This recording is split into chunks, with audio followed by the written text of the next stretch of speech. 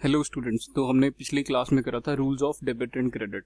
इसके साथ साथ हमने ड्यूअल एस्पेक्ट कंसेप्ट भी करा था एंड हमने जर्नल एंट्री भी देखी कैसे पास हो सकती है, और वो भी हमने परचेज की करी थी with GST and without GST. तो अब हमारे सिंपल से रूल ये है, rules of debit and credit. मैं एक बार फिर से रिवाइज कराता हूँ।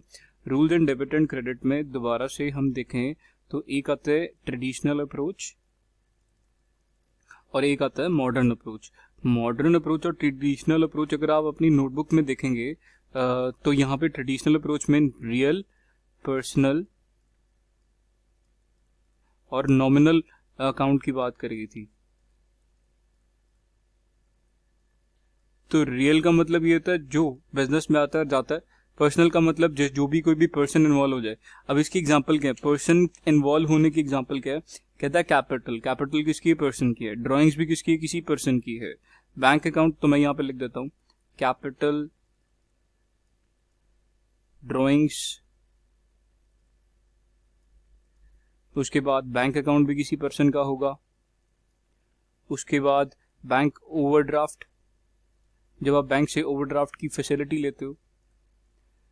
तो ये सारी जो है ये पर्सनल अकाउंट की एग्जांपल्स हैं। इसके बाद अगर कोई सैलरीज जो है आपकी वो अभी तक आउटस्टैंडिंग है तो ये भी किसी पर्सन के नाम पे ही आउटस्टैंडिंग होगी, अभी तक पे नहीं करी, जो सैलरी आउटस्टैंडिंग का मतलब है।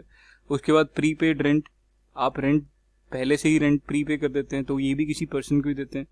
उसके बाद बात आती है आपके इंटरेस्ट की, इंटरेस्ट अक्रूड। तो ये आपने एक बारी दिमाग में बात याद रखनी है, ठीक है। तो ये कुछ एग्जांपल्स हैं पर्सनल अकाउंट की। तो नॉमिनल अकाउंट में हमने देखा था डेबिट जितने भी सारे एक्सपेंसेस थे एंड लॉसेस, और credit all incomes and gains, ठीक है जी। तो ये चीजें हमने ध्यान में रखनी है। अब इसी के साथ चलते चलते मॉडर्न रूल में क्या था? Increase in asset, decrease in asset, increase in liability, decrease in liability, capital का इंक्रीज होना, कैपिटल का डिक्रीज होना, एक्सपेंडिचर इंक्रीज होने, इनकम इंक्रीज होनी। तो ये सारे रूल्स जो हैं ये हमने कर लिए थे, ठीक है जी। ये एक रिवीजन ही था अभी तक का। जो परचेज की जनरल एंट्री पास कर ली थी, तो परचेज की जनरल एंट्री क्या थी? Purchase account debited to creditor, यहाँ पर टू कैश, यहाँ टू बैंक अगर उधार मिली है। अब हम करेंगे, मतलब जनरल एंट्री की बिगनिंग हम स्टार्ट कर रहे हैं। तो ये हमारा एक तरह से सेकेंड ही चैप्टर है, जर्नल। तो जर्नल का सबसे पहला पार्ट हम करेंगे cash introduced into business. Raju देखो, अगर किसी भी बिजनेस में आपने कैश इंट्रोड्यूस करा तो उसकी सबसे पहली जो जर्नल एंट्री आती है, इस लेक्चर का नाम भी यही होने वाला है कि how to pass journal entry. अगर आप कैश बिजनेस में ले गए तो what comes in the business is cash. और क्रेडिट क्या हुआ? आपका एक पर्सन ने एक इन्वेस्टमेंट कर दी, तो दैट इज कॉल्ड कैपिटल। तो जर्नल एंट्री क्या बनेगी? Cash account debited to capital account. ये सारा आप नोटबुक में लिखेंगे और नोटबुक की फोटो या पीडीएफ बना के मेरे को आप फॉरवर्ड करेंगे सो दैट कि आपके नोट चेक करूं। बीइंग, इसमें नरेशन क्या लिखेंगे? Being capital introduced, being capital introduced. धीरे धीरे मैं सारे के सारे बैक क्वेश्चन भी दूंगा अभी, बट हमने स्टार्ट करनी है जनरल एंट्री का कंसेप्ट। उसके बाद आपको मैंने फिर बताया परचेज गुड्स। तो मान लो कोई अगर गुड्स परचेज करते हैं तो परचेज गुड्स, मान लो वर्थ, मैं यहाँ पे एग्जांपल भी लिख देता हूँ, वर्थ 50,000 ऑफ विच मान लो 30,000 इज ऑन क्रेडिट एंड 20,000 जो रुपीज थे, रुपीज 50,000 क्या टोटल परचेज करा और रुपीज 30,000 का क्रेडिट में 20,000 कैश पे कर दिया। तो राजे इसकी जनरल एंट्री क्या आएगी? इसकी जनरल एंट्री ये आएगी, परचेज, आपने गुड्स परचेज करे हैं तो गुड्स नहीं कभी भी आता, good purchases account debited, total तो 50,000 के आपने लिए। वो आप फॉर्मेट के हिसाब से अपने नोटबुक में बनाएंगे। फॉर्मेट होना चाहिए आपकी नोटबुक में, जो मैंने आपको फॉर्मेट बताया था पहली क्लास में। और अगर आपको फॉर्मेट याद नहीं है तो आप पहली क्लास को रेफर करेंगे। Purchase account debited to creditor, जो हमने क्रेडिट पे लिया, कितने का? 30,000 का। क्वेश्चन में क्रेडिटर का नाम दिया होगा तो याद रखना, टू क्रेडिटर, क्रेडिटर का नाम दिया होगा, ठीक है जी। या वेंडर, इसको वेंडर भी कहते हैं। और टू कैश, ये कितना हो गया? 20,000 रुपीज़ का। आई थिंक सो ये आपके लिए सफिशिएंट है। अभी परचेज की एंट्री, इसमें जीएसटी की बात भी करेंगे हम। तो थर्ड जो हमारी जनरल एंट्री बनेगी वो ध्यान से देखना ज़रा, मतलब अभी तक हम स्टार्ट कर रहे हैं, ये कंसेप्ट ही सिखा रहा हूँ मैं आपको। तो हमारी जो थर्ड जो जनरल एंट्री होगी, आज की जो थर्ड जनरल एंट्री होगी वो होगी सेल्स के रिलेटेड, सेल्स ऑफ गुड्स। जो आपने गुड्स सेल्स करे थे आप उसको डेफिनेटली बेचेंगे भी, तो ये भी आएगा विदाउट जीएसटी और ये आएगा विद जीएसटी। ये जीएसटी होता क्या है, इसके ऊपर भी एक आपका लेक्चर है, तो जीएसटी के बीच में भी जाएंगे। जीएसटी एक टैक्स है जो आपको पे करना पड़ता है। जब आप परचेज करते हैं तो आपको उसको इनपुट कहते हैं, और जब आप सेल करते हैं तो उसको आउटपुट जीएसटी कहते हैं। तो बड़ी सिंपल सी बात है, सेल्स, देखो सेल्स आपकी एक तरह से इनकम है या आपकी रेवेन्यूज हो गई। तो सेल्स जो हम पास करेंगे, जनरल एंट्री जो पास करेंगे, वो क्या पास करेंगे, आपने मान लो सेल्स भी जो है वो है कैश की सेल्स है। अब ये जो सेल्स है ये भी दो तरह की सेल्स होती है, एक होती है कैश की सेल्स और एक होती है क्रेडिट सेल्स। तो भाई डेफिनेटली आप उधार की भी सेल करते हो तो उसकी जनरल एंट्री क्या पास होती है। मान लो मैं एक एग्जांपल देता हूँ, यहाँ पे एक एग्जांपल लिख देता हूँ, sold goods worth 1,20,000 rupees, out of which 70,000 for cash and 50,000 for credit। अब ध्यान से, इस क्वेश्चन में हमारा जो परचेजर है वो कौन है, यहाँ पे नाम नहीं दिया हुआ, ठीक है। तो जिसको हम गुड्स उधार पे देते हैं वो हमारा क्या बन जाता है, डेटर बन जाता है। ये हमने टर्म सीखी थी। तो डेटर हमारा बन जाएगा जिसको हम क्रेडिट की सेल देंगे। तो बड़ी सिंपल सी बात है, हम ये एंट्री पास करेंगे।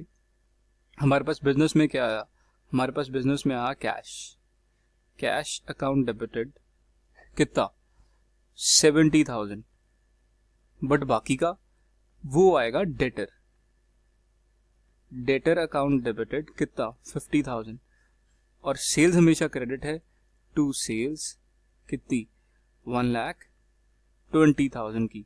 सेल जो है वो 1,20,000 की हो जाएगी, बीइंग गुड्स सोल्ड। ठीक है, इसको आप नोटबुक पे लिखेंगे, मेरे को साथ के साथ प्लीज आप अपडेट करें कि आपके नोट्स के हैं। आप एक इमीडिएट पिछली क्लास भी जो है वो भी आप मेरे को देंगे बना के। तो अब जीएसटी का कंसेप्ट इसमें इनकॉर्पोरेट करते हैं, ठीक है जी। तो सेल्स विद जीएसटी, ठीक है जी। तो आपने क्या करना है, आपने इसका कंसेप्ट ये होता है, जब आप सेल करते हैं तो कस्टमर से कलेक्ट करते हैं और वहां पे आप गवर्नमेंट को डिपॉजिट करा देते हैं। तो सेम ही क्वेश्चन रखते हैं इसमें। मान लो GST at the rate of 10% था, वैसे इसके रेट अलग अलग वेरी करेंगे नोटबुक में। कैश अकाउंट डेबिटेड, आपने कितने का कैश लिया था, 70,000 का मान लो कैश लिया था। ये डेटर्स अकाउंट डेबिटेड, डेटर्स कितने के थे वो अभी रुक जाओ, टू सेल्स, सेल्स तो 1,20,000 की ही हुई, टू आउटपुट जीएसटी, ये अगर 10% है तो 12,000 का आ जाएगा। तो बाकी का अब रिमेनिंग का 62,000 यहाँ पे डेटर्स में आएगा, क्योंकि अभी तक हमने उससे कैश ही लिया था 72,000। ऑल्दो अगर हम यहाँ पे कैश बढ़ा देंगे तो कैश क्वेश्चन में जो दिया हुआ तो हम उसी के हिसाब से चलेंगे। तो अभी हमने 62,000 और लेने वाला पड़ा है। तो बीइंग गुड्स सोल्ड, क्या ये बात समझ में आती है? I think so. ये सेल्स और परचेज की जनरल एंट्री आप बिल्कुल क्लियर है। अगर कोई भी डाउट है तो प्लीज मेरे को लिखिए कि हमें समझ में नहीं आ रहा। अब इसके साथ ही मैं नेक्स्ट कंसेप्ट लेके चलूंगा, वो होगा फिक्स्ड एसेट के ऊपर। तो ये हमारा जो कंसेप्ट है ये है purchase and sale of fixed asset. जैसे कि हमने टर्म्स में पढ़ा था, ये सारी की सारी टर्म्स अब काम आएंगी। फिक्स्ड एसेट कौन से एसेट होते हैं? Sale and purchase of fixed asset. Fixed asset वो होते हैं जो फ्यूचर इकोनॉमिक बेनिफिट्स के लिए हो और रेवेन्यू की कैपेसिटी को इंक्रीज करते हुए फिक्स्ड एसेट होते हैं। तो इसकी परचेज की एंट्री अलग से होगी, सेल की एंट्री अलग से होगी। इसमें भी जीएसटी आता है तो डेफिनेटली जीएसटी आता है। तो अब ये जो परचेज करनी है, आप इसको रेगुलर सेल की परचेज के लिए नहीं ले रहे, तो इसमें फिक्स्ड एसेट का नाम आएगा। फॉर एग्जांपल आपने मशीनरी परचेज करी, फर्नीचर परचेज करी, बिल्डिंग परचेज करी, तो कोई भी asset fixed asset account debited to vendor account, जिससे भी वेंडर से लिया, ये है विदाउट जीएसटी। और यहां पे अगर आपने सेल करना है, अगर ये आपने उधार पे लिया तो वेंडर आ जाएगा, अगर कैश पे लिया तो टू कैश आ जाएगा, कैश अकाउंट। ठीक है जी। उसके बाद अगर आपने सेल करा, कैश अकाउंट डेबिटेड, ठीक है जी, टू फिक्स्ड एसेट। तो यहां पे भी वेंडर या डेटर आ सकता है, क्योंकि अगर आपने उसको बेचा है तो उससे पैसे रिकवर करने वाले हो सकते हैं। तो वो डेटर नहीं होगा, बेसिकली वो भी एक वेंडर ही होगा। यहाँ पे डेटर्स की जगह वेंडर आप लिखेंगे तो डेटर वर्ड काट देंगे। डेटर होता है नॉर्मल ट्रेडिंग के लिए। ठीक है जी। अब ये बात समझ में आ गई विदाउट जीएसटी। अब इसी के सामने विद जीएसटी हम एंट्री पास करेंगे। विद जीएसटी तो सुनिए, फिक्स्ड एसेट अकाउंट डेबिटेड, अगर आपने परचेज करा तो इसका भी इनपुट मिल जाता है, इनपुट जीएसटी अकाउंट डेबिटेड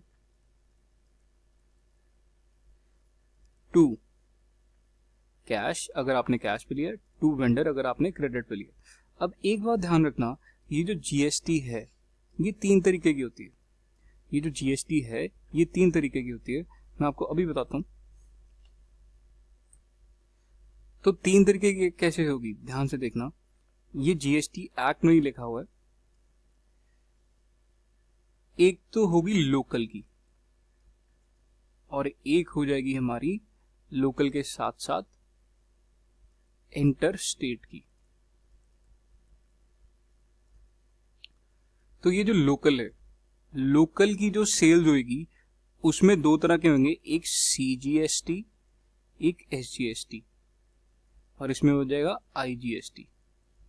इसे कहते हैं central goods and service tax, इसे कहते हैं स्टेट, सेंट्रल स्टेट, और इसको कहते हैं इंटरस्टेट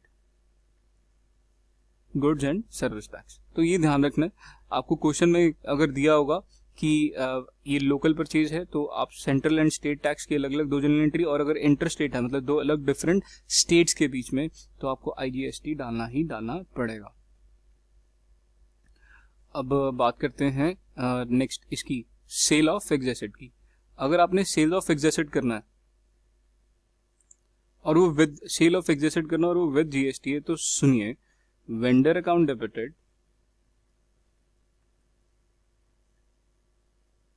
या कैश अकाउंट डेबिटेड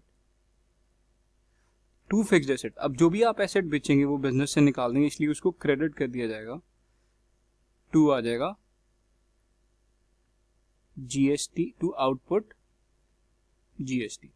वो भी ये भी 3 तरीके का होगा जैसे मैंने बताया था आपको। ठीक है जी। तो ये जो जनरल एंट्री है, मैंने आपको सेल्स की जनरल एंट्री करा दी, परचेज की जनरल एंट्री करा दी, sale and purchase of fixed asset की जनरल एंट्री करा दी। तो ये आप एक बार लर्न जरूर करेंगे। इसी के साथ साथ मैं आपको एक और नया कंसेप्ट करा दूंगा, डिस्काउंट। अब ये जो डिस्काउंट आता है, मान लो कोई भी चीज आप परचेज करते हो तो डिस्काउंट कराते हैं, तो उस डिस्काउंट के ऊपर जो भी हमारी बातचीत होगी वो अभी अब देखते हैं। डिस्काउंट राजे 2 तरीके का होता है। डिस्काउंट जो होता है वो 2 तरीके का होता है। एक होता है ट्रेड डिस्काउंट, ये इसके ऊपर थ्योरी क्वेश्चन भी आता है, 1 मार्क्स के एमसीक्यूज भी आते हैं, और एक होता है कैश डिस्काउंट। ट्रेड डिस्काउंट दिया जाता है ताकि बल्क ऑर्डर आप परचेज कर सके, क्वांटिटी बेस्ड होता है, इसमें क्वांटिटी को प्रेफरेंस दी जाती है। बट जो कैश डिस्काउंट होता है ये होता है इमीडिएट पेमेंट के लिए, इमीडिएटली पेमेंट रिलीज होते हैं। आप खुद सोचिए, अगर आप सेल परचेज कर रहे हैं तो आप इमीडिएटली परचेज कराना चाहेंगे तो कहते चलो छोड़ो, हमने इतना डिस्काउंट दे दिया। और उसी तरह से ट्रेड डिस्काउंट, भैया अगर आप इतनी क्वांटिटी कम से कम उठाओगे तो हम इसको ट्रेड डिस्काउंट देंगे। तो इसकी जनरल एंट्री अभी नेक्स्ट क्लास में हम पास करेंगे।